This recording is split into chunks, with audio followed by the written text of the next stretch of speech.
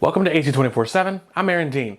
After years of strain on American budgets, some economists say that the Federal Reserve is making them optimistic. Meanwhile, a tax break package is moving through Congress with fairly strong bipartisan support.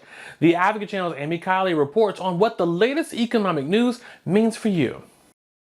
This is a surprise to me, and it is a delightful surprise. Some economists think Americans are in for a personal budget boost. The Federal Reserve is signaling it could cut interest rates in the near future. That's after months of hikes and yesterday's vote to hold steady. We're looking at continuation of the good data that we've been seeing. Fed Chair Jerome Powell says the board is feeling confident about inflation, but not too confident. He's the Fed chair. He needs to be super duper careful.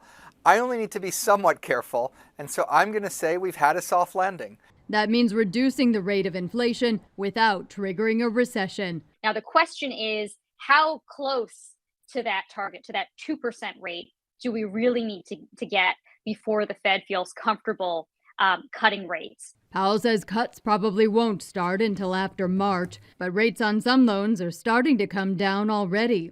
We've already seen mortgage rates come down a little bit in anticipation of those coming cuts. Meanwhile, a $78 billion tax bill is heading to the Senate after clearing the House last night. It would expand the child tax credit and revive some expired corporate benefits. The bill has fairly strong bipartisan support. That has some analysts feeling confident about its chances, but not too confident. I'm Amy Kiley reporting. New filings reveal two of former President Donald Trump's political action committees raked up close to $30 million in legal fees during the last half of 2023. Trump's political contributors are sharing the legal expenses. Federal Election Commission records show, in all, Trump's Save America PAC and Make America Great Again PAC spent more than $50 million of contributors' money on legal expenses last year. That underscores the financial cost of the mounting legal troubles for the frontrunner for the GOP presidential nomination. The Federal Communications Commission wants to make robocalls generated by AI illegal. The FCC reports there's been a rise in these types of calls over the last few years. To combat the problem, the agency is proposing the Telephone Consumer Protection Act, which makes voice cloning technology used in common robocall scams targeting consumers illegal. The FCC's announcement comes after a robocall with an AI voice resembling President Joe Biden recently targeted thousands of New Hampshire voters. The FCC also notes that AI technology has the potential to confuse consumers with misinformation by imitating voices of celebrities, political candidates, and even their family members. Big Pharma and the government will begin to haggle over the prices of some of the costliest drugs for millions of older Americans.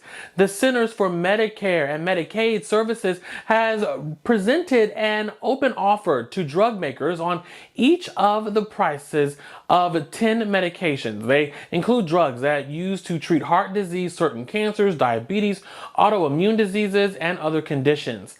Mandated by the Inflation Reduction Act, it makes the first time that Medicare has been able to negotiate with drug manufacturers over prices. Final prices are set to be announced September 1st, but they won't go into effect until 2026. Pharmaceutical companies are pushing back, calling the negotiations unconstitutional. Well, and Disney is beginning to ban password sharing on its streaming services. It's a move that follows in the footsteps of one of its top competitors, Netflix. In an email to Hulu subscribers, the company said that it would start limiting sharing accounts outside of your household starting on March 14th. Hulu's user agreement, along with those for Disney Plus and ESPN Plus, explicitly prevent users from impersonating someone else by using their username or password. It's unclear, though, when the password sharing language was added to the agreements for Disney Plus and ESPN Plus. Thanks for joining us. Download the Advocate Channel app on your phone or your smart TV. Follow us on Facebook, Instagram, and TikTok for the latest updates, and subscribe on YouTube. There is more Advocate Channel entertainment and news coming up after the break. I'm Aaron Dean.